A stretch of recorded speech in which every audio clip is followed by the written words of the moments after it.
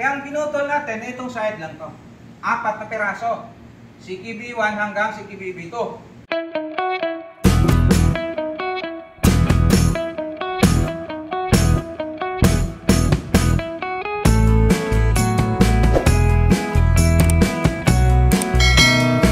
Ganito yung isang problema na lumabas kanina. Meron siyang lines dito sa side na to.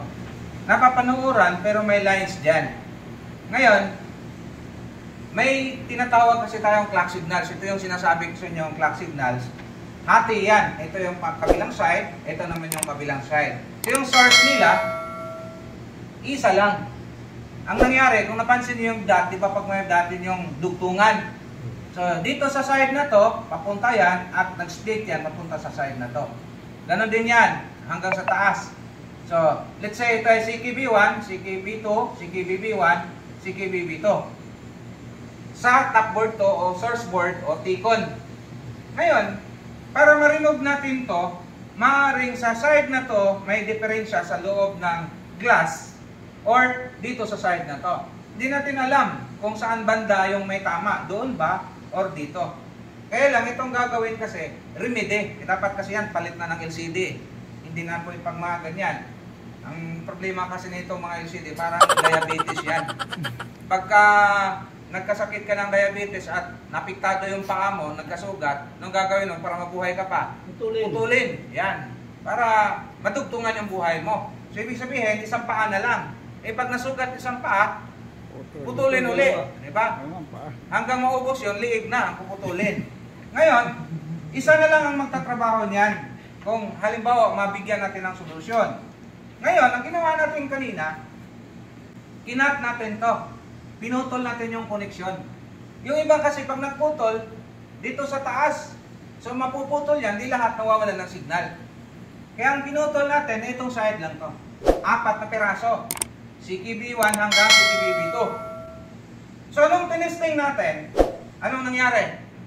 Okay na, okay. Nung pinutol natin yan, okay, nawala to. Nagiging clear lahat. Napapanuhuran na siya ng maayos. Ngayon, pag dumating sa time na nung pagputol natin, kasi tsamba yung ginawa natin eh. Sino bang nakakalam kung nandun yung tama or nandito? Yung mga magagalit, mga expert, ay pang basic lang kasi sa atin. Kapisado nila dahil paulit-ulit na laging ginagawa eh. Ngayon, dito sa atin, sinubok muna natin putulin yung isa. Ngayon, kung saan ay hindi umobra yon, ay problema kasi nito pag nagsimula tayo, ito yung pinakamahirap sa lahat, yung pag-repair ng panel. Idudugtong mo ito uli. Kailangan pagdugtong dyan ay walang sablay. Kailangan nadugtong mo na sila lang, hindi pwedeng tawid dun sa kabila. Pag tumawid, mag-short circuit yan, magpo-protect yung DC to DC IC natin. Ano mangyari? Hindi na magkakaroon ng supply. Hindi nagagana. Instead na may guhit, wala na siya. Dahil nagka-problema ka rito. Kaya ingatan mo yung pagputol dito na swabe yung pagkaputol. Huwag kang gumamit ng kutsilyo. Baka mamaya, paghiwa mo, di lasog-lasog yan. E paano mo may dugtong? Diba? Yun yung masilan. So pag nadugtong mo yan, dahil hindi nagbabago, dito ka naman titira. So dito sa side na to, kailangan pag nagputol ka, dito ka lang sa baba. Sa side na yan. Huwag kang magpatama doon. Kasi pag magpatama ka doon sa taas, yung supply na siya sanang mag-provide na nito para umandar lahat, ano mangyari? Putol, mawawala ng signal. Lahat nawawala. Dapat ito lang ang alisin natin. Kaya nga dyan ka lang magputol eh. Diba? Klaro ba yun? Yes, sir. Yun. So, solve ang problema. So, nagawa natin to. Antayin na lang natin kung kailan bumigay yung isa. Para tuluyan na. Okay, so yun lang. Yan ang madalas. So, hindi naman medyo mahirap pero sa panay practice, masasanay ka rin. Kaya kailangan natin ng lens para makita siya.